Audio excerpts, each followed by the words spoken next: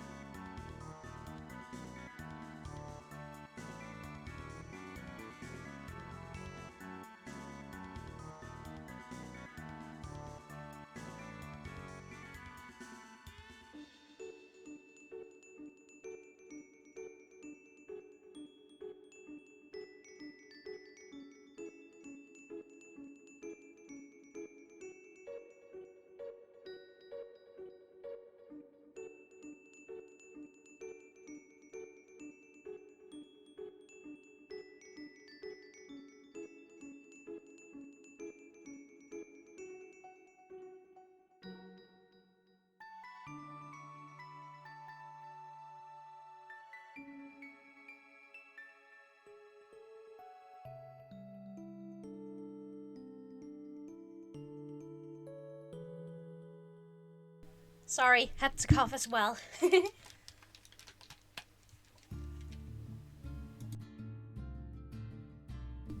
But we're back again. We have 4 chapters left. That wasn't as long a chapter. That wasn't a long chapter, so that's good. I'm just gonna check the next chapter, how long that is.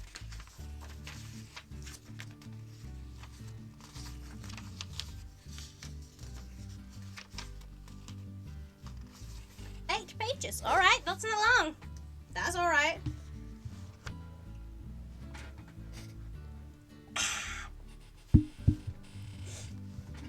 Chapter 12. Winter didn't have a chance to tell the others his theory about pyrite that day. As it turned out, she was not only a very nervous dragon, but she was also extremely clingy.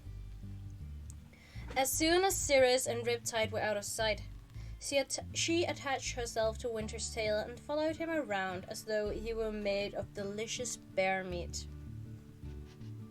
Why he'd been chosen for this particular honor, Winter had no idea. Kinkaju and Quibbly were much nicer to Pyrite than he was, and yet she got all flappy and anxious whenever they talked to her. Maybe she was simply used to having an Icewing watch out for her. And maybe Cirrus... Oh, need the echo effect. And maybe Cirrus knows exactly what she is, Winter gasped. Maybe that's why she's so interested in her whereabouts. Maybe he's planning to use her power for something. But what? What sort of sinister plan could a lone Icewing be hatching, brooding among the dwindling numbers of the Talons of Peace? Was he planning to deliver her to the Icewings? An animus to replace their long-lost Prince Arctic, in exchange for letting him back into the tribe? Cirrus didn't seem to be in any hurry to get back to the Ice Kingdom, though. There must be a reason he left. What was he up to? It was also strange that Pyrite could possess such enormous magic and not be more sure of herself. Didn't she know she was anonymous? Had she ever used her power? How often, and what had she done with it? He glanced over his shoulder at where she was flying, barely a wing beat behind him, casting fearful looks at the mountains below them. The first animus he'd ever met. She was not at all what he would have expected. So, Pyrite, Quibbly said in a friendly voice, swooping up on her other side. Pyrite jerked away from him and nearly bowled Winter out of the sky. Her wings thwacked around his snout for a moment, and once again he got that twisty, ill feeling. He shoved her off him and righted himself. "Watch it," he snapped. Sorry, she mumbled. She flicked her tail at Quibbly. "You startled me." Quibbly made a "what is wrong with this dragon?" face at Winter. "I was just wondering how you ended up with the Talons of Peace," he said. "You don't exactly seem like the type to desert your wing and strike out into the wilderness on your own, looking for a band of rebels to join." "Oh no," Pyrite said. "No, I'm not like that at all. I'm completely loyal. I would have kept fighting for Queen Scarlet as long as she needed me." She stretched her long neck and scanned the ground below them again, then twitched her wings to steer them a little more westward. "But when Ruby took the throne, she made everyone swear an oath to her, and I couldn't do that, you know? I'm completely loyal to Queen Scarlet, always and always and always." Winter noticed that Moon was frowning at Pyrite as if she were a written book in the language of narwhals. Had she also figured out that Pyrite was an animus? Could she see it in Pyrite's mind? But if Scarlet has a completely loyal animus under her claws, why didn't she use her to win the war? "So, I left the Sky Palace and joined the Talons of Peace," Pyrite sighed. Sometimes I dream about Queen Scarlet telling me to come home to her. To come to her. But Sirius always says to ignore them. He says it isn't safe for me to go flapping around the continent looking for a dragon in exile, and that dreams don't mean anything. She smiled hopefully at Winter. But this is no wild scavenger chase. You really think she'll be there, right? I do, Winter said, suddenly wondering if this was a terrible idea. Bringing Queen Scarlet a pet animus? How many ways could that go horribly wrong? Would Pyrite get in the way if they tried to save Hailstorm? What would she do if she knew what was their goal? They stopped to rest for the night in a valley dappled with clumps of small white flowers that made it look as though someone had been tossing down snowballs from the peaks around them. Quickly started a fire and cooked the squirrels Moon caught, while Winter got himself a fish from the streams and ate it raw. He couldn't quite understand why anyone would want to scorch up their food before eating it, although it still sounded more appetizing than the wild cherries and plums Kinkaju had for dinner. Pyrite picked half-heartedly at her squirrel, her scales glowing in the firelight. Every time Winter looked over at her, he was sure she edged a little closer to him. She didn't say much, barely seemed to be listening to Quibbly as he told the story of the dragonets defeating Burn and Blister and giving the Sandwing throne to Queen Thorn. He'd been there and seen the whole thing, and he was a compelling storyteller too. Moon and Kinkaju were rapt, although they must have heard it all before. Finally, everyone curled up to sleep, including Pyrite. Winter volunteered to keep the first watch, which was a concept that seemed to endlessly puzzle Kinkaju. Why did anyone have to stand guard, she'd asked the first night. Who would attack sleeping dragons? What did they have to fear now that the war was over? And other such inane, typical Rainwing-type questions.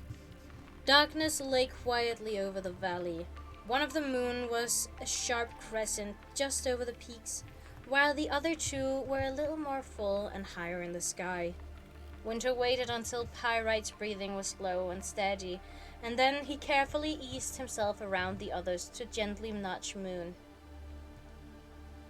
Also, I just realized that Pyrite could actually be the dragon in the prophecy. Don't trust she who is not what she seems. I think it says. Let me check real quick. Beware one who is not what she seems. That could be Pyrite. She could have this very nervous demeanor, but actually be super dangerous. I mean, she's an animus. She is super dangerous. Like, and she could be the one in the prophecy that they shouldn't trust. I mean, Winter obviously doesn't trust her because he knows she might be an animus. Sorry. She stretched her front talons and made a soft noise in her sleep, curling farther into her wings. He felt an almost unbearable longing to press himself against her scales and fall asleep with her star-speckled wings over his. Moon, Winter whispered, shaking her shoulder again.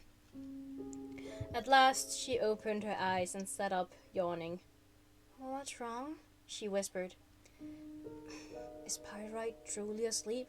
He asked as softly as he could. She listened for a moment, then nodded. Winter beckoned for her to follow him out of earshot of the others, to be safe. They stopped below a tree, wrapping in blooming vines of moonflowers, pale ghosts' petals shivering in the breeze. I think Pyrite is an animus, Winter said. Ooh, that was perfect timing, Winter said, coming straight to the point, because he was afraid of what else he might say to Moon alone in the dark. Oh, that's interesting, Moon said. If she is, she doesn't know it, or she never thinks about it. wouldn't that be strange? To know you have the most powerful magic in Pyria and not think about it once all day? I'd imagine an animus would constantly be thinking, I could just enchant this one thing and it would make my life easier. But what if I go too far and lose my soul? Is this one thing worth it? All day, I would think it would go back and forth. All day, I would think it would go back and forth. Maybe that's just what my brain would do, though. In any case, I didn't hear anything like that in Pyrite's head. Well, what do you think of her? Winter asked. Well, I feel sorry for her, Moon said. She ran one claw lightly down the vine-wrapped trunk of the tree. Her brain is very odd. It's like her thoughts stuck in a cycle. I don't know if she's been hit on the head really hard or something, but they just go round and around. I'm completely loyal to Queen Scarlet. I'm not very good at anything. I'm glad I'm a Skywing. I'm clumsy and not very bright and generally useless. And then back to I'm completely loyal to Queen Scarlet. Maybe she isn't very bright, Winter suggested. Or she's worried about the same thing so much for so long that her thoughts have worn grooves in her mind where they keep spinning and spinning, Moon said. I don't know. I haven't read anyone like her before. It's very...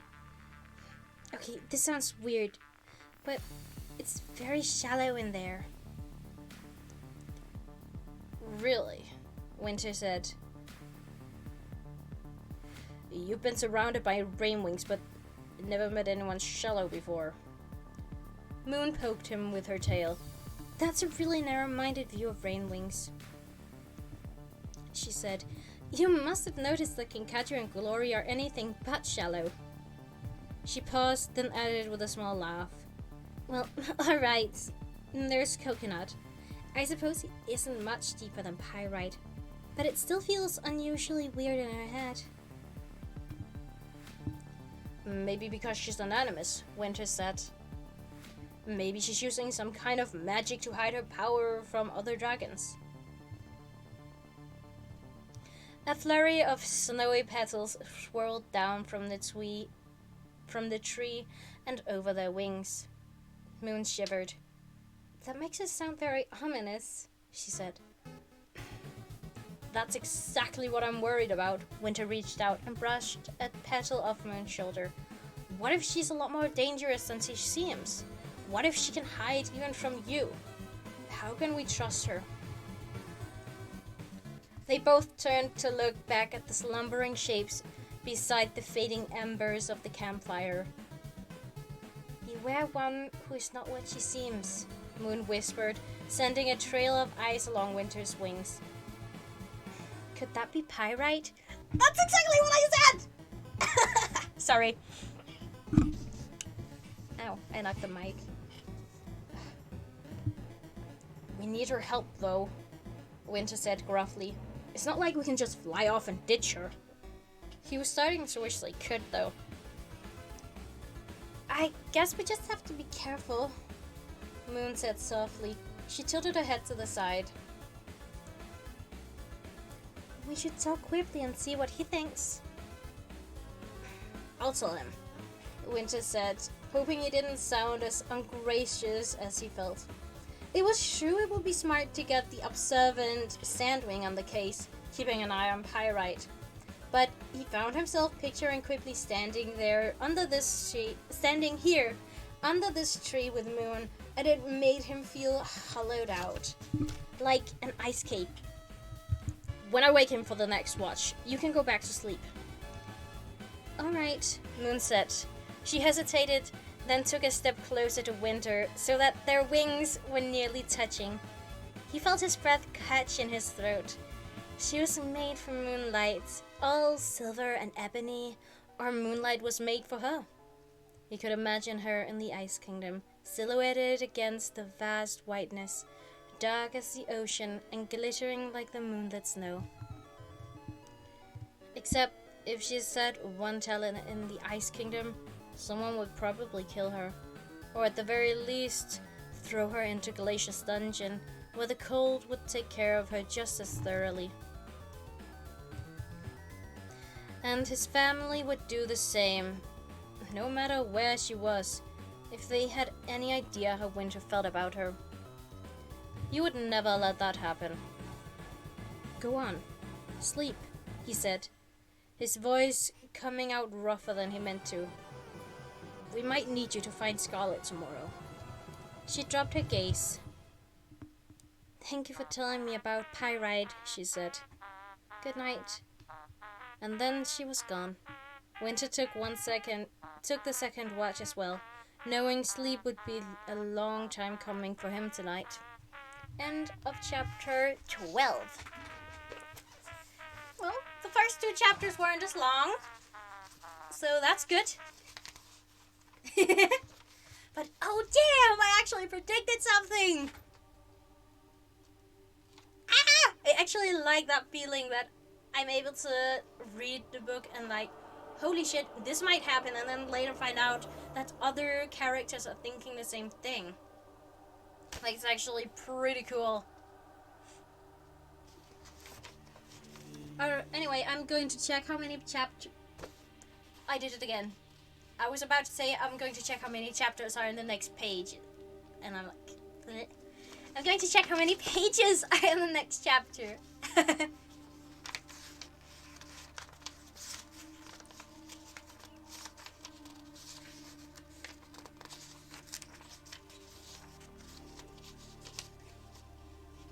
$15 and a bit, so that's a longer chapter. So I'm going to hydrate real quick, because I need my voice for that. But yeah, I'm hoping you're enjoying yourself so far. I sure am. This is getting exciting. He's finally accepting his feelings for Moon, and he's also kind of jealous of Quibbly, because Quibbly might also have the same feelings for Moon. I know Moon's got the same feelings for Winter as he does for Hair. I really hope those 3 will become a throuple. They're adorable. Sorry. I hydrate now, okay?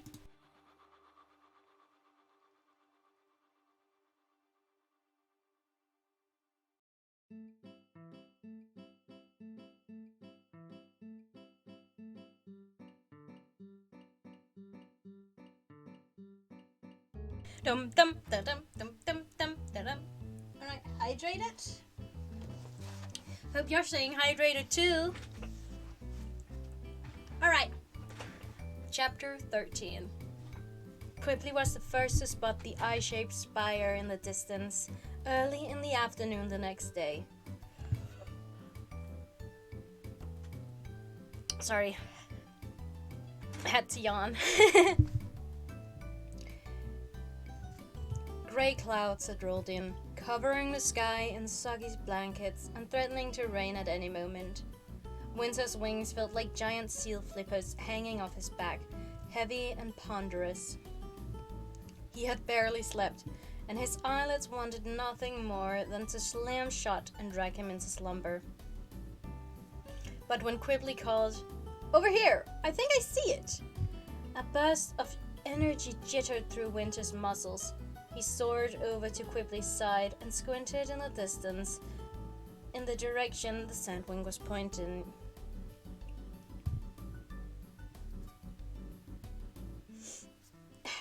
"I don't see anything," Kinkajou said. "That's because you're in a rainwing," said Pyrite. "I see it. Skywings can see much better and farther than you do." "So can Icewings," Winter wanted to add, but he didn't want to sound anything like Pyrite. "I don't see it yet either," Moon said to Kinkajou. "But if it's over there, let's go." She put on a burst of speed and shot ahead of the others. "Race you to the peak!" Kinkajou yelled, zipping past her. The two of them swooped away, their laughter echoing back off the mountains. Kinkachi's scales were dappled gold and silver today, like some metallic treasure version of a dragon. She had chatted happily with Pyrite over breakfast, and Winter had felt a pang of guilt that he hadn't woken her up to his theory too. Were Rainwings even capable of regarding other dragons with suspicion? Terribly undignified, Quigley said in a haughty voice, tipping his snout at the racing dragons. We would never allow such higgledy-piggledy shenanigans in the Ice Kingdom. Was that supposed to be me? Winter asked him, terribly unimpressed if so. I haven't once said higgledy-piggledy in my entire life. You just did. We would never allow such linguistic imprecisions in the Ice Kingdom. Quigley barked a delighted laugh and did a loop in the air. In their shadowy conversation last night, Quigley hadn't quite believed that Pyrite could be an animus. He'd pointed out that Skywings hadn't had one in centuries, possibly as long as the Icewings, which was something Winter should have remembered for himself. But he had agreed that there was something not quite right about the skittish Skywing. Winter found himself awfully comforted by the idea that Quigley was watching her. If anyone could figure out Pyrite's secrets and strangeness, it was probably Quigley. I wonder if this is how Mudwings feel, working in teams all the time. He'd read about the Mudwing sibling bond and how they lived and fought and died together. Father said it made them weak because a Mudwing warrior would listen to his brothers and sisters instead of his commander. Mother said they'd always be worrying about what might happen to the soldier next to them instead of focusing on the battle. That's why it should be easy to defeat the Mudwings, they said. But it hadn't been that easy, as many battles had taught them over the years of the Great War. Maybe I'd rather have allies like Quigley and Moon, making their own decisions and trusting each other, than the commander telling me what to do. Winter thought. Was that treasonous? Did it make him less of an Icewing? If he kept having thoughts like these, would he be completely ruined by the time he got home? They reached the spire not long after that, and found the jagged mountain wall that matched Moon's drawing. It overlooked a hidden valley where the tree waterfalls turned into rivers that led into a crystal blue lake.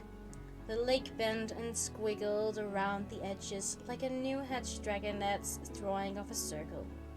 Winter and the others landed on the northern shore, staring up at the eye-shaped rock formation far overhead.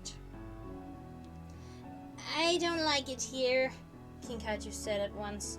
She shivered, flicking her tail and turning a sort of pale jade green. It feels like we're being watched. I mean, as if the mountains themselves are watching us. And the rivers are whispering about us, Quigley said. Kinkachi thwacked him with one of her wings, and he jumped back, looking injured. I was agreeing with you, he yelped. Oh, well, try to sound less sarcastic next time, Kinkachi scolded. My point is, it's creepy here. Moon glanced around to make sure Pyrite wasn't listening. The Skywing had waded into the lake and was scanning the sky and trees hopefully. Sounds like the perfect place for Scarlet to hide, she whispered. A sudden flutter of wings made them all spin around, but it was only a group of crows taking flight from a nearby tree. A murder of crows, Winter thought with a shiver. There's something over here, Pyrite said, waving her tail toward the far side of the lake. They hopped over the water, following her, and found what appeared to be the wreckage of a rough structure. Long branches stripped of their leaves were scattered across the ground, and vines still tied in knots lay in crushed piles as if they had been trampled by angry talons. The entire mess was covered in rippled up flower petals, rose and violet and daffodil yellow, shredded scraps everywhere. The only remaining intact piece was a canopy woven from vines that tilted lopsidedly in a tree overhead. Yikes, Kinkajou said. Someone was not pleased about something. Winter glanced over at Moon for the 9,000th time that day and found her frowning up at a ridge that loomed over them. What is it? He asked her. Just a feeling, she said, letting a shiver run out to her wingtips. I don't know exactly. I do know, said Kinkajou. Creepy being watched feelings. As I mentioned already. Pyrite let out a gasp and pounced on a stack of broken twigs. Caught on the point of one of them was a dark orange scale. It's Scarlet's! She cried. I know it is. I'd recognize the color anywhere. She looked around desperately. But where is she? What happened here? Did something terrible happen to her? There's no sign of violence, Quigley said, moving one of the branches aside to look underneath. No blood, no claw marks on the surrounding trees. It looks more like she destroyed his shelter in a temper and left. Perhaps she somehow found out we were coming, Winter said. Dread crept slowly under his claws and up along his spine. What?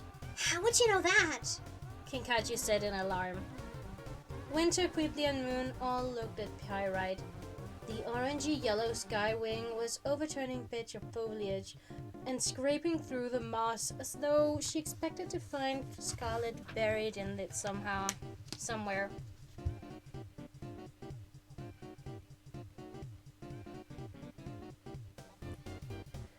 Sorry, itchy nose. Preoccupied with muttering and hissing and grumbling, she didn't notice their attention on her. Pyrite, Quigley said, did you happen to see Queen Scarlet in your dream last night? She glanced at him and shook her head doubtfully. I don't think so. I don't really remember. I think I had a weird dream about snow, maybe? But that happens whenever I sleep near Sirius, too. It's still possible, Moon said. Even if she doesn't remember it, Scarlet could have interrogated her in her dream and found out what she was doing and where she was going. It doesn't matter, Winter said. What matters is that Scarlet's gone and so is Hailstorm. He ripped a large branch off the nearest tree and hurled it into the forest. Gone. Their one chance of finding his brother. Scarlet could have taken him anywhere in Pyria by now. Or she could have killed him if she figured out that Winter was not, in fact, in the rainforest trying to assassinate Glory for her. It was strange to Winter that Hailstorm's death could still hurt so much every time it happened. He would have thought the first time would be the worst. The night a spy had burst into the royal dining room, shouting that all of Scarlet's Icewing prisoners were dead. The Nightwings killed them all, he shrieked. It made no sense. Why would Nightwings enter Skywing territory to kill prisoners? But it felt true nonetheless, like something Nightwings would do. If they would have attacked the Night Kingdom that very moment, if they could have attacked the Night Kingdom that very moment, if they'd known where it was, they would have. All the Icewings in Queen Glacia's domain would have risen up to avenge their murdered comrades. Winter's parents hadn't spoken to him for a month after that report, and he didn't blame them. He didn't want to speak to himself either. He couldn't bear to see his own pathetic face in the icy reflections everywhere. Until then, there had been the hope that they could still negotiate Hailstorm's release or carry out a rescue plan. But there was no hope. He was gone, as dead as all the other lost Icewings. And now Winter had the same crumbling feeling inside, except instead of a snowdrift caving in, this was a whole avalanche cascading heavily down into his bones. This time it was even more his fault. He had failed his brother and then failed him again and again and again. "Stop! Stop it!" Quibbly said, suddenly in front of Winter, taking his shoulders and shaking him. "I see you going to the giving up place in your head. You get yourself out of there right now. We do not know he's dead any more than we did an hour ago. What we have to do is keep searching because he's most definitely dead if we give up and sit here like moping camels. You are not allowed to mourn until you see a dead body. Do you understand me?" "What else am I supposed to do?" Winter snarled. "What's your next brilliant idea? How can he still be alive?" "Who are you talking about?" Pyrite asked, wrinkling his snout. "What he? I'm confused." "We split up and searched the whole valley," Quibbly said, ignoring her. "I'll go with Kinkaju and you go with Moon.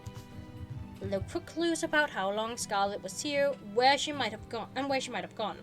Look for a cave or something else that could have been used as a prison. Figure out where and how she actually kept him, and see if we can guess how she's been transporting him. Were there other Skywings helping her, or how else was he guarded? Is she traveling in a group with a chained Icewing behind her? Because that's going to be a little obvious, don't you think? Look for messages she might have left behind. Look for anything that will actually tell us something." Winter stared at him, breathing so hard his tail spikes were rattling. Quibbly stared back, deadly serious.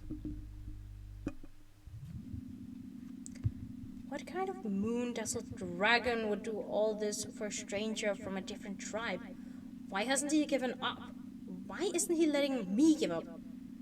When it means he could go back to Jade Mountain and carry on with his life. "Come on, Kinkaju," Quibbly said, flicking his tail at her. "We'll take the valley south of the lake. The rest of you go north." "You bet," Kinkaju said with ridiculous enthusiasm. "He's letting me go with Moon," Winter realized. "On purpose, even though he wants to be with her as badly as I do. But he knows, or he hopes, that searching with her will keep me going. Am I that obvious?" "I'll go with Winter," Pyrite declared. "Not that anyone asked, but I figure that's okay, right? Although, what are we looking for?" "Signs of Scarlet being here," Winter told her. "Anything that looks like the detritus of dragons." She accepted this with a puzzled shrug. "I don't know either, Pyrite. I don't blame you." He led the way back over the lake, and they started into the woods, methodically covering every square of the ground, all the way back to the mountain cliff ahead.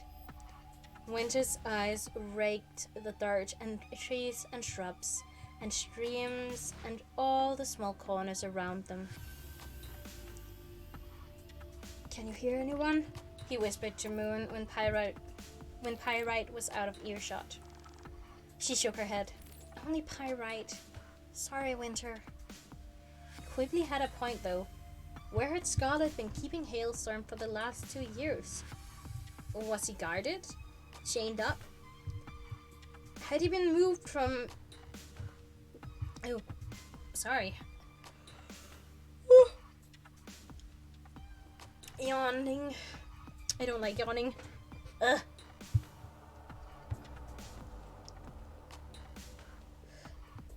Quigley had a point though. Where had Scarlet been keeping Hailstorm for the last 2 years? Was he guarded? Chained up? Had he been moved here from somewhere else?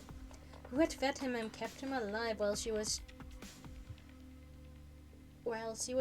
trapped in Burn's stronghold? How did she keep him from trying to escape? The brother Winter knew would have fought tooth and claw to be free. If he'd been imprisoned anywhere near here, there should be clues. Claw marks scorched along the walls of a cave, or a tree with indentations of chains crushed into its trunk. Or, most likely of all, something Hailstorm had used his frost breath on. They should look for signs of something that had been frozen. But there was nothing. They spent the rest of the daylight searching, with no success. The only sign of life in the whole valley was Scarlet's scale in the destroyed structure. Otherwise, the grass waved peacefully and the trees quietly filled with fruit, and it seemed as though no talents had ever disturbed the stillness. Winter couldn't imagine a prison here anywhere. There were no suitable caves for keeping prisoners in, at least not close to the valley floor. Perhaps Hailstorm's prison is higher up in the mountains, Winter speculated around their campfire that night. He was keeping his distance from the flame. The heat made his scales feel all melty and sticky. "We'll search up there tomorrow," Moon said. "We'll find something." She shivered. "It's so quiet out here."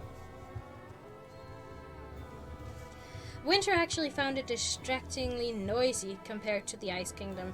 For one thing, it sounded like two rival cricket symphonies were competing at top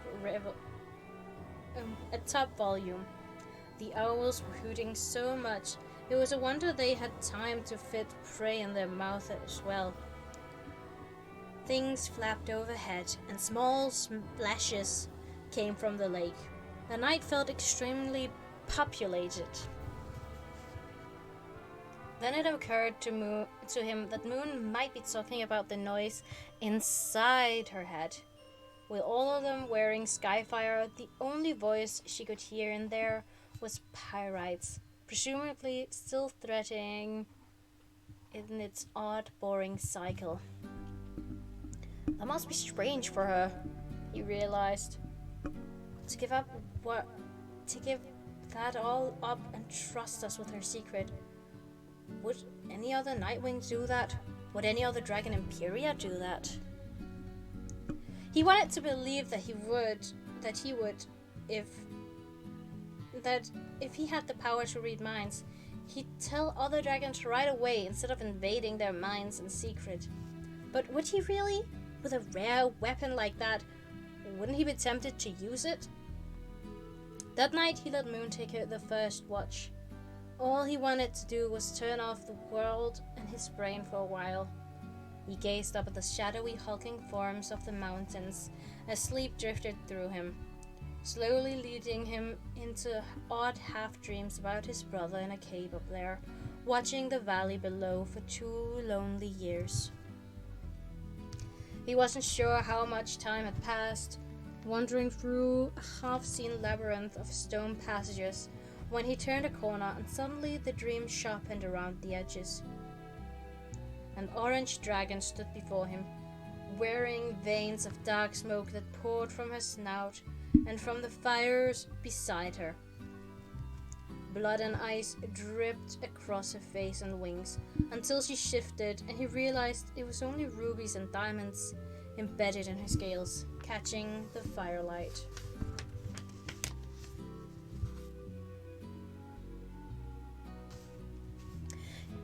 She pinned him with her yellow gaze, sharp as talons. "Tell me who you are," she ordered. "Don't you know?" he asked. "I know who you are." "Very flattering," she said in a slithering voice. "So perhaps then you can also gather why I'm not pleased to see you." She took a step toward him, and the dream cave trembled around them. Something wavered across her face, like a mask slipping to reveal a glimpse of another disfigured face underneath.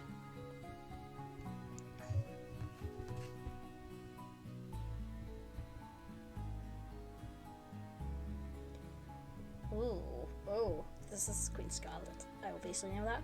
You're a long way from the rainforest, Prince of Ice. There's no one who needs killing around where you are now.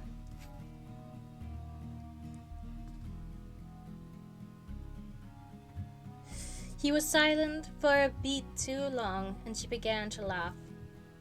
Oh, you mean me? She said. Is that your clever plan? Find the most deadly Queen Imperia, kill her and take back your brother? She leaned toward Winter, every muscle taut with glee. Even if you could kill me, you would never find your lost Icewing. Never. The prison I've got him in is far too clever for that.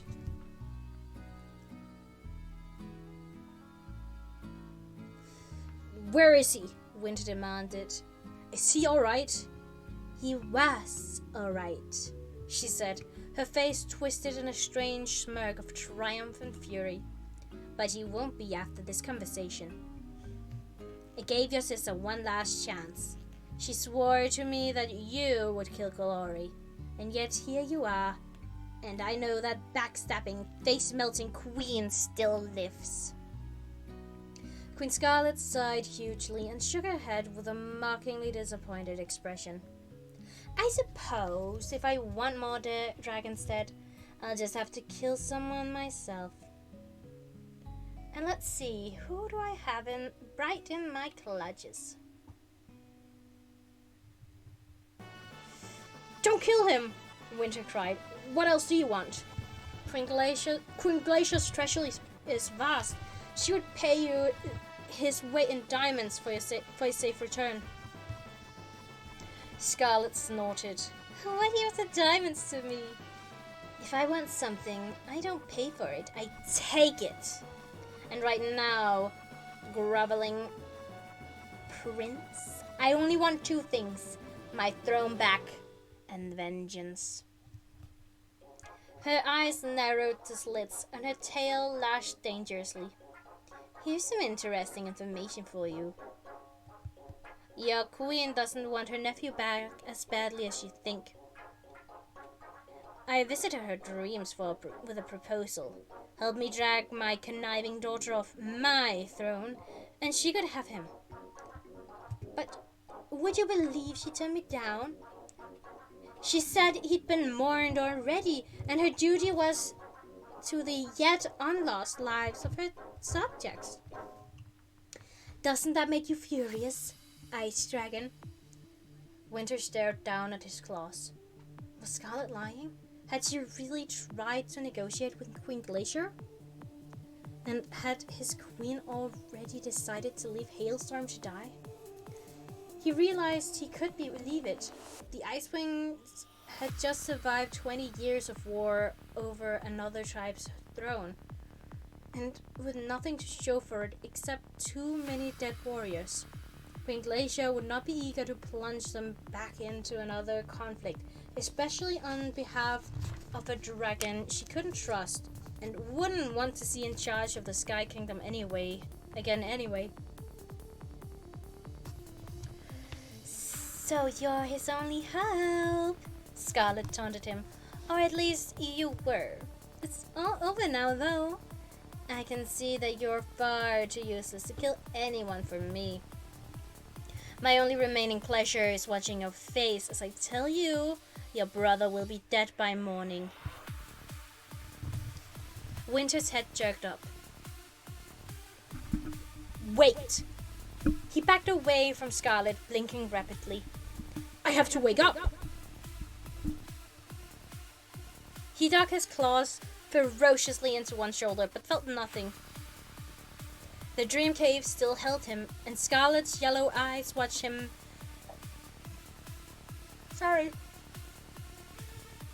And Scarlet's yellow eyes watched with menacing amusement. Perhaps you'd like to hear how I plan to kill him, she mused. I could slowly burn him to death. That would be lengthy and painful. Winter turned and stumbled out of the cave. Was there a way out through this passage?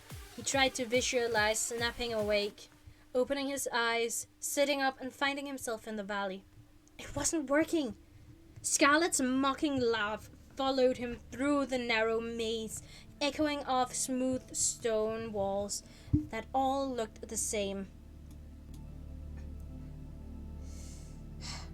Maybe I'll gouge out his eyes first, she called.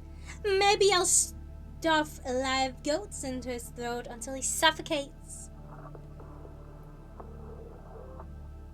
Winter stopped running and fumbled for his ankle. He felt the weight of the Skyfire pouch there, solid and heavy. Don't you want it back? Scarlet shrieked. Don't you want to offer to do anything for me? What if I told you to kill the Rainwing who's with you? What else could you throw at my feet, desperate prince? With trembling claws, he ripped at the cord, binding the pouch to his scales.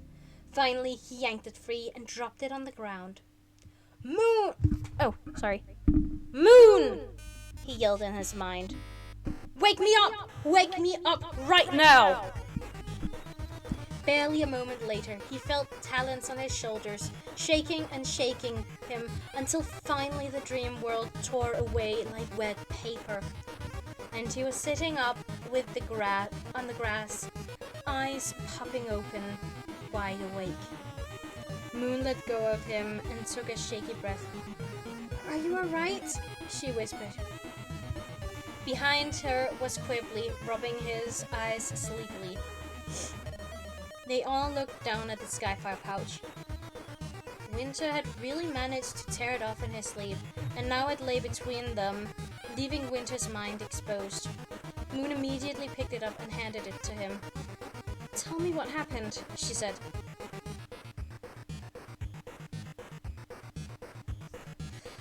Queen Scarlet was in my dream, Winter said, tying the pouch back on. Well, no wonder, Quibbly said. You've been thinking about her all day. No, Winter said. I mean, it was really her dream visiting me. They both got it at the same moment. That means she's seen you, Quibbly said, completely awake now. His tail curled into attack position. In order to visit your dream, she must have seen you. Today, or she would have done it sooner. Scarlet saw you today, Moon echoed. She jumped to her feet, turning in a circle. In this valley, where we are right now. Exactly, Winter said.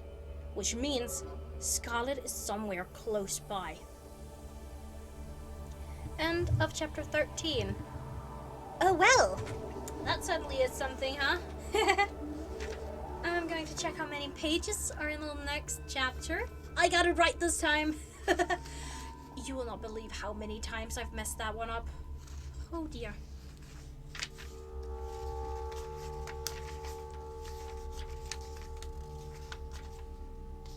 8 and a bit. Okay. Oh my god. My nose just started itching terribly. I'm going to mute real quick to hydrate. You better do the same.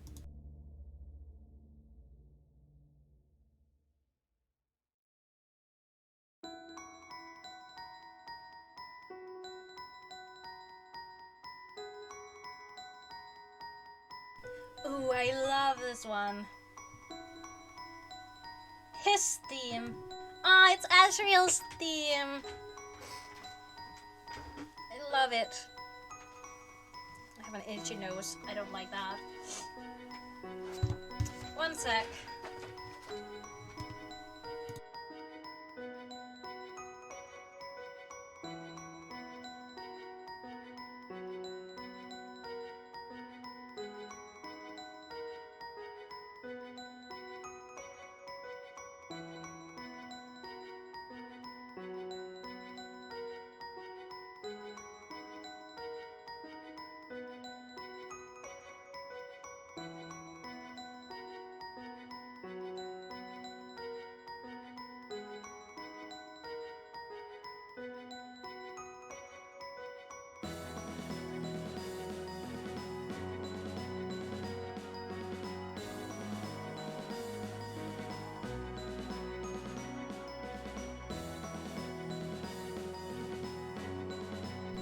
There, sorry. Anyway, 2 chapters left. Chapter 14.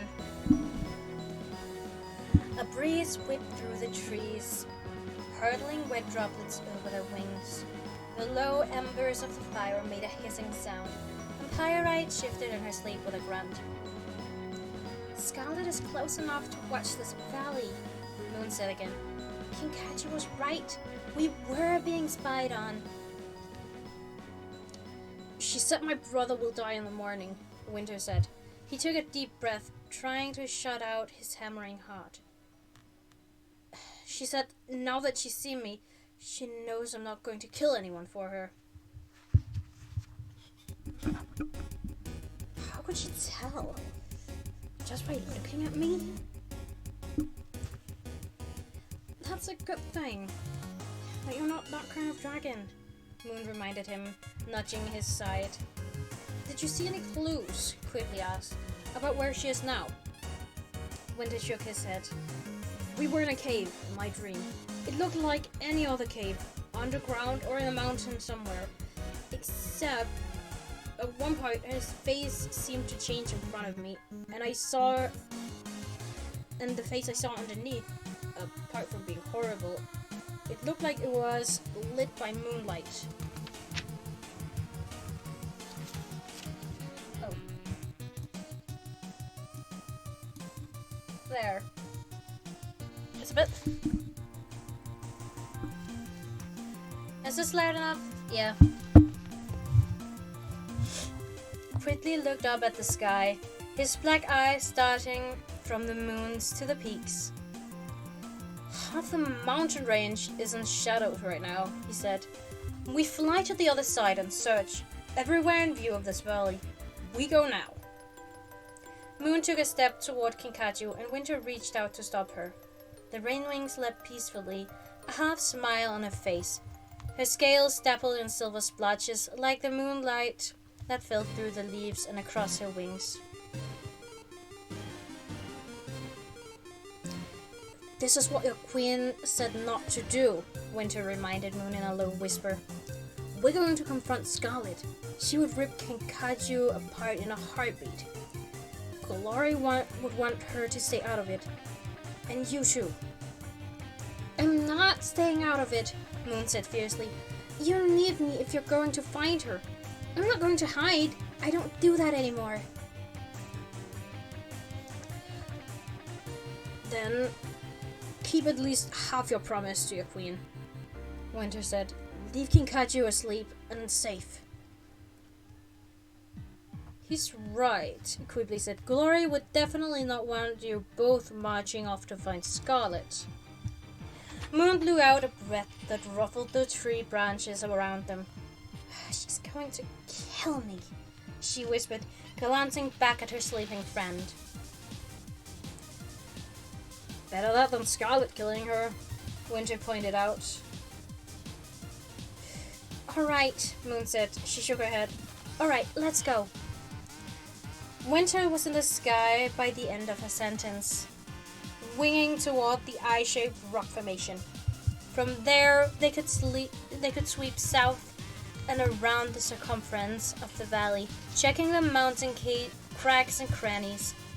It was a lot of distance to cover, and perhaps Scarlet had flown off as soon as she saw him, ending up hundreds of miles away by now. But now that he'd seen her thirst for vengeance firsthand, he had a strong suspicion she was still nearby. She'd want to watch Winter's despair the next morning, and whatever panicked action he took next. If she was close and Moon could catch Scarlet's mind, maybe they had a chance to stop her while Hailstorm was still alive.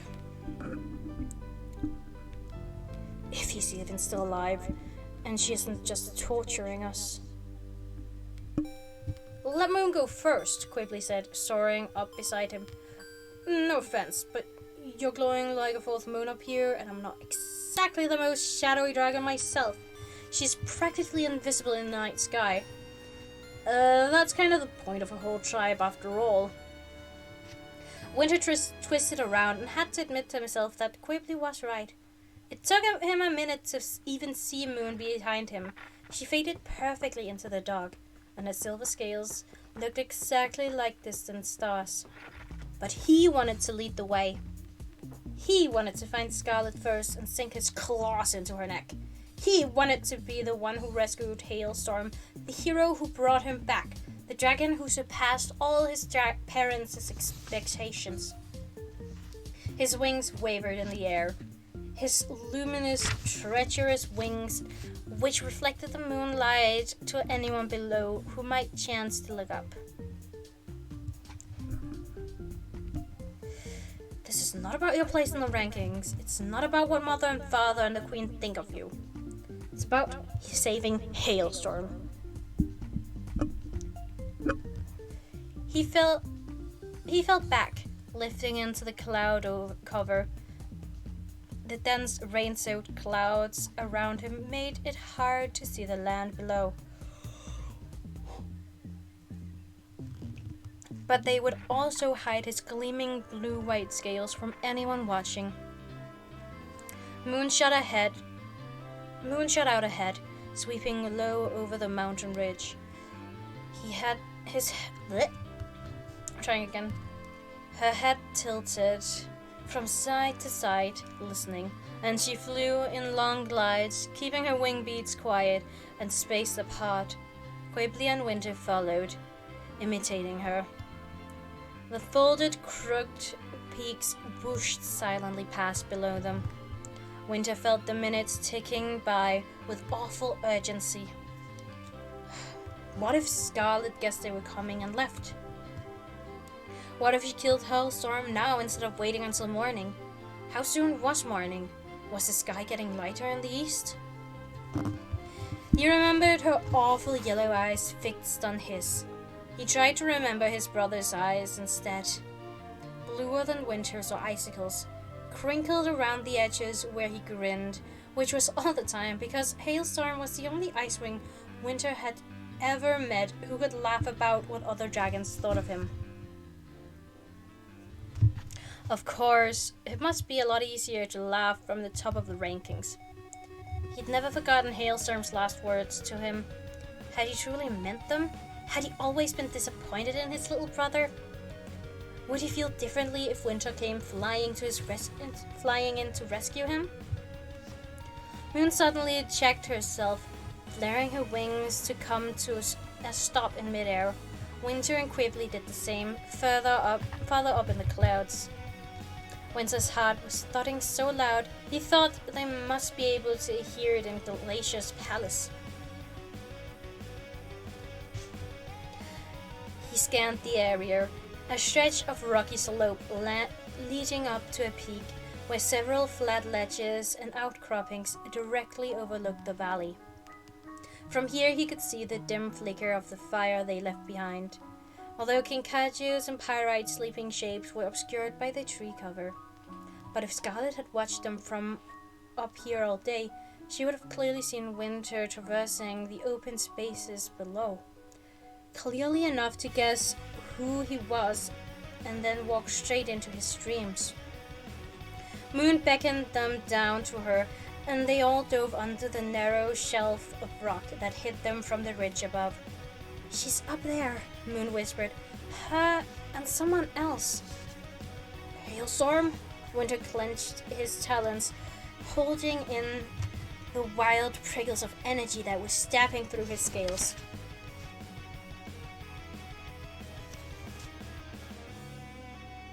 "I don't think so," Moon said. "It doesn't have the bright glare of an Icewing's mind, although it feels a little familiar. I can't actually read it, like there's a wall of humming between it and me." "Someone with Skyfire?" Quibbly asked. She shook her head. "A bit like that, but not exactly the same. It might just be the distance. They're near the top of this mountain." She put one talon over Winter's suddenly, making a shh gesture. Winter forced himself to sit in silence as she listened. "They're arguing," Moon said. "Scarlet's mind is loud and angry and all over the place. I think we can get closer without her noticing." lead the way, Quigley said. She flowed silently over the ledge above them and began creeping up the hill, vanishing almost instantly into the night-shrouded undergrowth. Winter hurried after her, trying to be as quiet as she was. It was almost impossible. His talons were shaking with impatience and tension. Halfway up the slope, he began to hear voices. I absolutely hate these narrow-nosed ice wings, spat a voice that was unmistakably Scarlet's. This one was worse than his sister. He barely groveled at all. I don't think he ever had any intention of murdering anyone for me. The nerve. You couldn't convince him otherwise, said a second voice. Usually you are very convincing.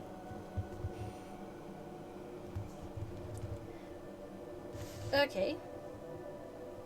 So maybe it's not Pyrite who was helping Scarlet in the prologue to hide Hailstorm. Who knows? He was obviously a lost cause, Scarlet said with a snarl. Kept making this hero face at me, like I'm the bad guy and he's coming to right all the wrongs.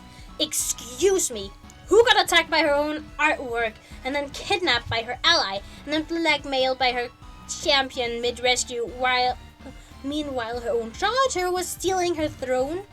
Who's the one with the hideous face maiming whose throne is currently occupied by a pretender who could never have beaten me in a challenge before? Who had her whole life ruined and demolished and shattered by those stupid, horrible dragonettes? There was a pause, but before the other dragon could answer, Scarlet shouted, Me! That's who! I'm the victim here. Someone should be all heroically trying to help me right all the wrongs. Where's my rotten cavalry of loyal idiots? Well, you have me, said the voice with a notable lack of enthusiasm. You barely count, said Scarlet. You're weird and unreadable. The voice bristled. I believe my talents have proven to be very useful to you.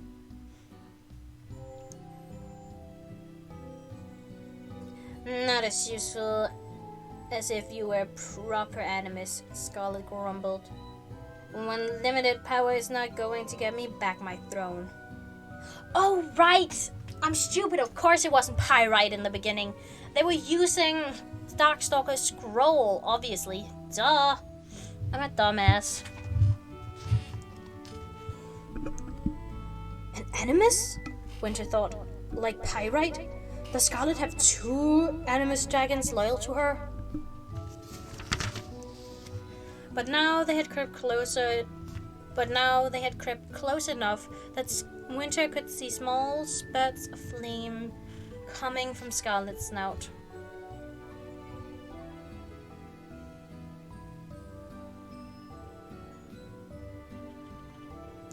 Oh, sorry, I accidentally read the last line. She was pacing on a moonlit ledge, while her companion stood in the shadow of the mountain, hidden from view. Moon tucked him behind a tangle of boulders and shrubs. He crouched beside her and quickly crept up on her other side. Moon carefully spread her black wings over them, hiding as much of their pale scales as she could. Her wing across Winter's back was warm, like a polar bear fur wrapped around your shoulders after a swing in the Arctic Ocean.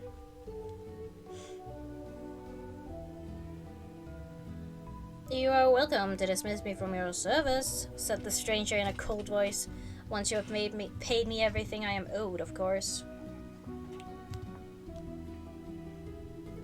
Scarlet growled low in her throat. What do I do now? She demanded. I have this Icewing pawn who should be thrillingly useful, and it turns out nobody will do what it takes to get him back. All I am asking for is a little vengeance. Is that so much to expect? It's not so much to expect. Perhaps a new strategy is in order, said the stranger dryly. Scarlet let out a huffy sigh. I suppose I do have to kill him, she said, now that I've promised to about 8 times. It will serve them, all of them, right. Or maybe it won't, since nobody even seems to care enough to commit just a little murder for me. 3 moons! She fumed in silence for a few minutes. Smoke curled from her nostrils up to the sky. So, the stranger said after a while, are you prepared to kill the prisoner? Scarlet flung a rock off the edge and watched it bounce and clatter down the hill. Winter held his breath, pressing closer to Moon's side. She hooked her front claws in the bush in front of them and leaned forward, eyes closed, head tilted toward the arguing dragons. Yes, Scarlet said. Very well. Bring me pyrite. Well said.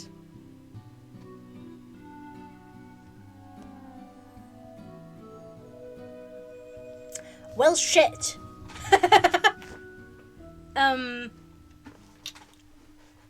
Uh-oh.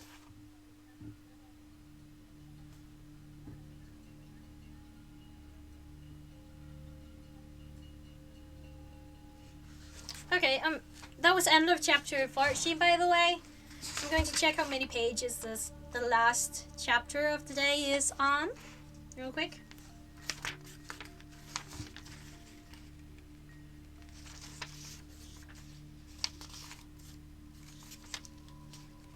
Exactly 8.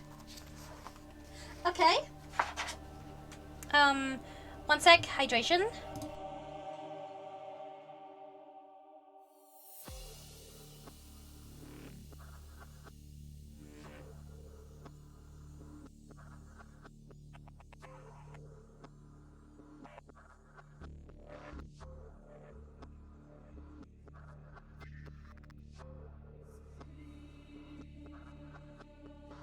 And some coughing, obviously.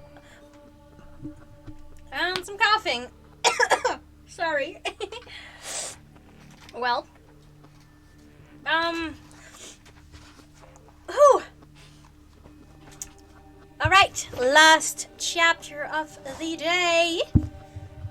Let's see what's going to happen, eh? Chapter 15. Sorry. One sec. Oh. I was expecting a yawn.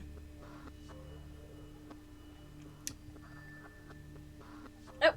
It never came. Chapter 15.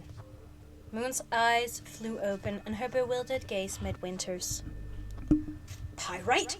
What does she have to do with Hailstorm? Did she do something to him? Does she know where he is? If she does, we have to get to her first. Winter started to scramble to his feet, but Moon pushed him back down with her wing, pointing up at the ledge. A moment later, a dragon leaped off it and spiraled up into the sky, banking toward the valley. Winter only caught a glimpse of his scales as the firelight flickered over them, but he was sure of what he saw. Scarlet's ally was a Nightwing. Who is that? He demanded. I have no idea, Moon whispered back. But if he's a Nightwing, maybe that's why I can't hear him. Maybe he's been trained to shield from mind readers or something. We have to get to Pyrite before he does, Quibbly whispered from Moon's other side. Sorry. He was right. They didn't have time for the mystery of a Nightwing who worked for a deposed Skywing Queen. Winter slid out from under Moon's wing and started crawling back down the mountainside as fast as he could, looking for a spot where he could take off without Scarlet seeing him. Pebbles bounced past him as Quibbly and Moon followed. Now! Moon breathed slowly. Suddenly, she launched herself off the mountain, and Winter hurtled after her. He arrowed down toward their camp, his eyes fixed on that small flicker of firelight. "The Nightwing won't go straight there," Quibbly panted behind him. "He'll want to sneak up and take Pyrite while the rest of us are sleeping. He'll land and approach the camp quietly. We'll get there first." "Only if you shut up and fly," Winter growled. Quibbly didn't say another word as they shot down the cliffs and over the trees. Winter plunged through the leaves and landed with a skidding crash beside Kinkajou. "Yikes!" the Rainwing yelped, leaping to her feet. For a wild, breathless moment, Winter thought Pyrite was gone, but then she sat up on the other side of the fire, rubbing her face. "What's with all the noise?" she mumbled. "Yeah, really?" Kinkajou said, flaring the ruff behind her ears. "Is someone on fire? Why are you smashing around waking up perfectly happy sleeping dragons?" Yeep!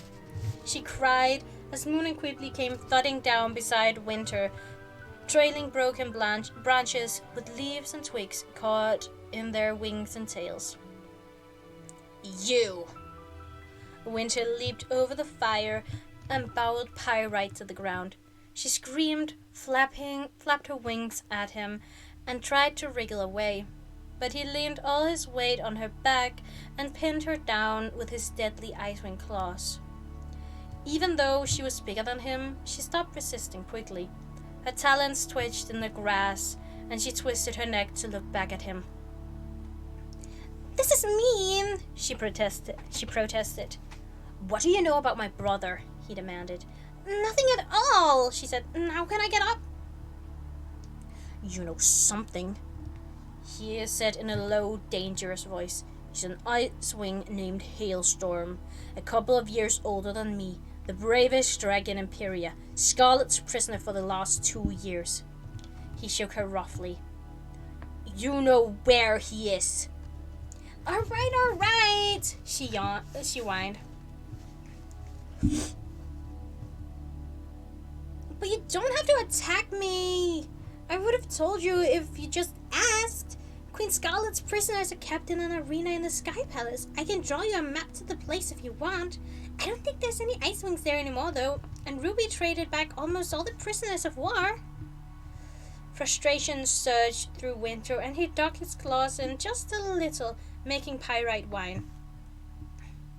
Across the fire, Kinkajou was watching them with wide, bewildered eyes.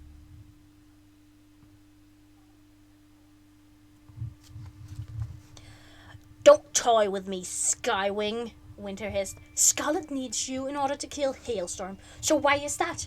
Where is he? Did you use your magic on him?" "What magic?" Pyrite protested. "I don't have any magic. I never did anything special for Queen Scarlet."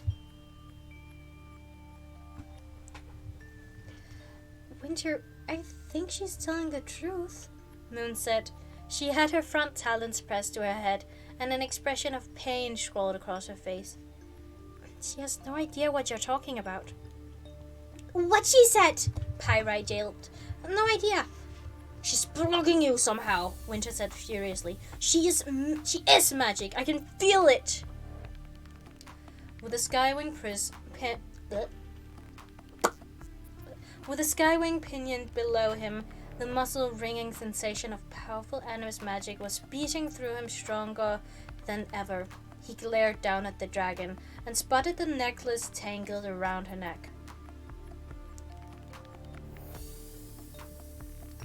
"Maybe with her necklace. Maybe she enchanted it to hide her mind from you." He reached for the chain. "Don't touch that!" roared Pyrite, surging to her feet and throwing him off with sudden powerful violence. Winter was flung straight into the fire. The burning embers sizzled against his scales and back talons, and he leaped away with a howl of pain. It took a moment for his head to clear, but when it did, he saw two shapes grappling through the smoke of the scattering fire. Quibbly's tail was poised like a scorpion's as he wrestled Pyrite. Her arms were longer than his, and her claws slashed at his underbelly while her wings beat him away from her. The Skywing's teeth were barred, and her face was a grimace of fury and determination.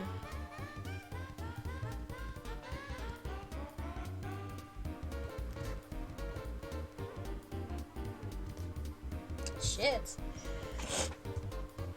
Winter's burns was sending fiery bolts of pain along the nerves of his body, but he staggered forward to help Quibbly, and then Kinkajou shrieked, and a black dragon was suddenly there, appearing from the shadows. He pounced on Kinkajou, striking her 3 times with swift brutality, and then slamming her out of the way with a powerful blow from his tail. The little rainwing was thrown into a tree trunk with a sickening crack. She crumbled to the ground, her scales fading to white. "Kinkajou!" Moon cried.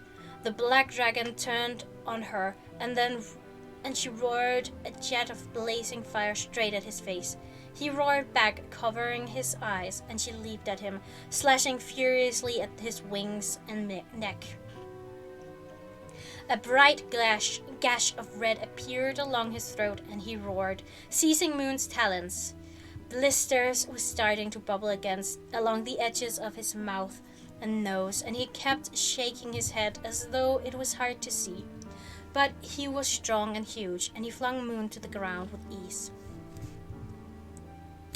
Winter didn't remember choosing, although there must have been a moment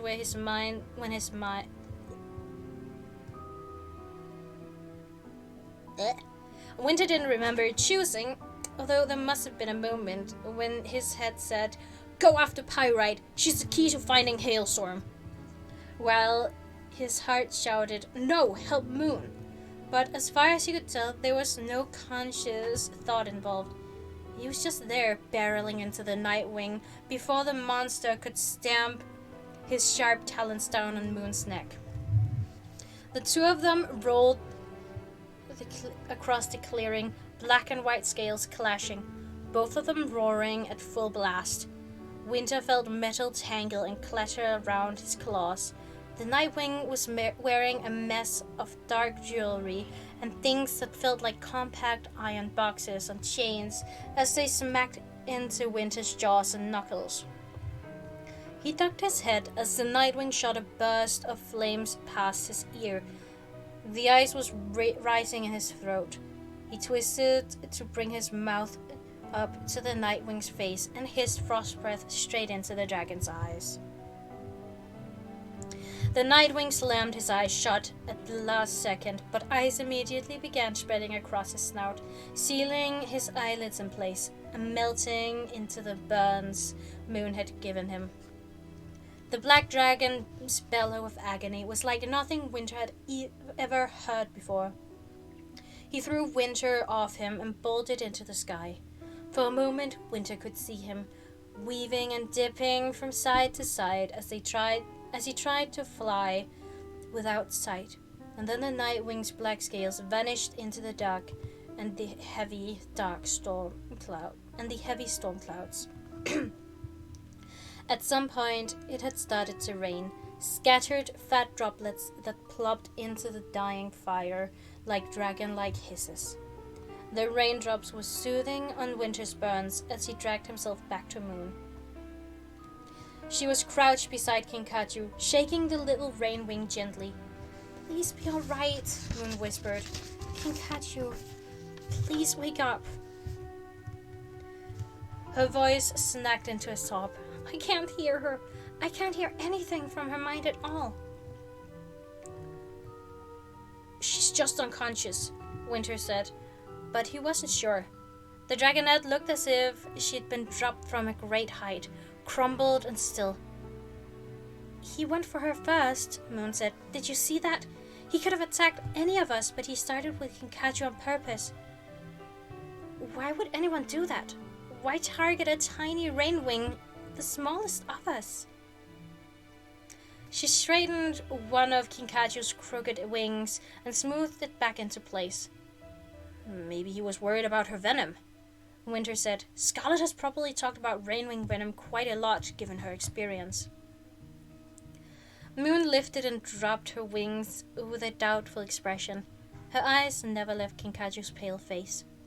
Winter turned and saw, finally, what should have been his first thought. Quibbly had subdued Pyrite and was standing over her on the other side of the clearing, his venomous tail suspended over the midpoint of her spine. Winter limped over and looked down at the traitorous Skywing. That Nightwing could come back with Scarlet at any minute, Quibbly warned him. We should get out of here as fast as we can. Winter nodded. He reached for Pyrite's necklace. No! Pyrite said with a hysterical edge to her voice. Please, I'm not supposed to take it off ever. It's life or death. I need to wear it. Please leave it alone. Don't take it. Don't. He ripped it off her neck, yanking 3 times before the chain finally snapped. The Skywing let out a cry of despair. Winter felt the pouch crinkle between his claws. Whatever was inside was very light and crunched like a talon full of snow.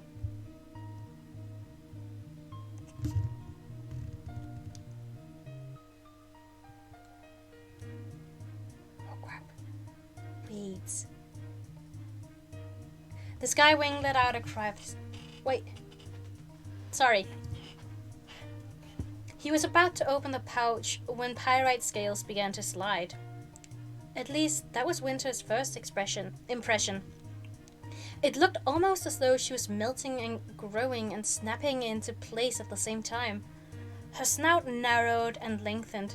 The orange color bled swiftly out of each scale. Sharp spikes shoved up through the skin all along her back and at the tip of her tail. Quibbly leaped off her with a shout of surprise. It was over in a matter of seconds. The dragon, who was no longer Pyrite, arched his back, unfolded his long white wings, and opened his eyes as blue as the Arctic sky. He coughed and stared around him in utter bewilderment. His gaze landed on Winter and Quibbly. "Winter?" he said in a shaky, hoarse voice. Winter stared up at him, his talons rooted to the earth, his wings prickling with fear. He was too shocked to speak. "Holy snakes!" said Quibbly. "Is that... are you?" Pyrite was gone. Standing in her place was Hailstorm. End of chapter 15. Oh, fuck! Okay.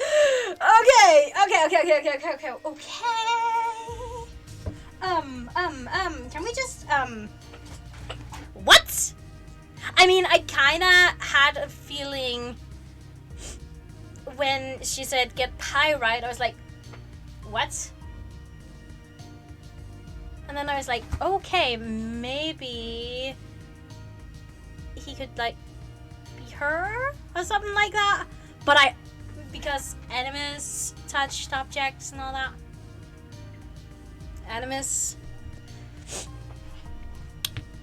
But oh my god! Wow. Okay, that I actually did not see that coming that much. I did see it a little bit, but holy snakes! As Quibbly would say. Oh my god. Oh my god. Oh my god. Okay. Calming down.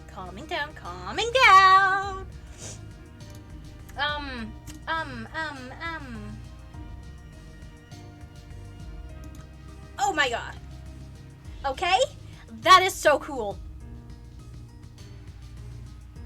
Sorry. And that was a cliffhanger as well! Oh my gosh!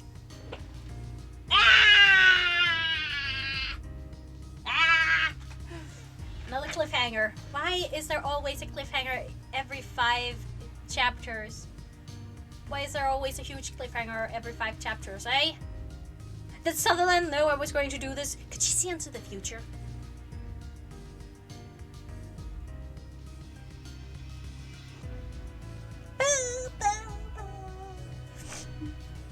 Well,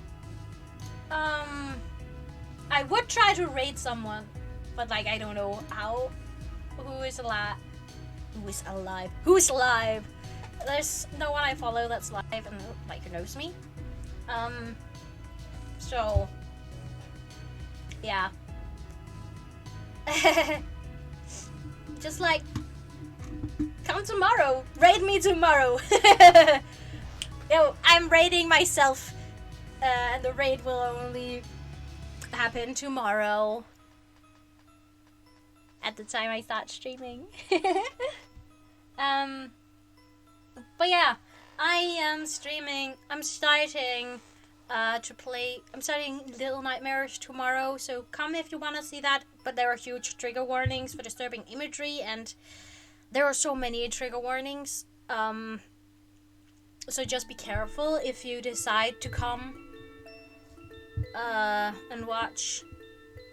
You have to be careful. There are a lot of trigger warnings in that game. I mean, it is a horror game, after all. So yeah, just be careful, okay? Be careful of yourselves. Yeah. Anyway, that's going to be the end of this stream. I need to make a scene for Little Nightmares. I'll do that tomorrow. But remember to hydrate. Do not hydrate or else I will come after you. Remember to treat others the way you want them to treat you. Just be kind overall, you know? Just be nice. Be nice to each other. Take care. Really, take care. Take care of yourself. Okay? Anyway, I'll see you guys tomorrow. Bye!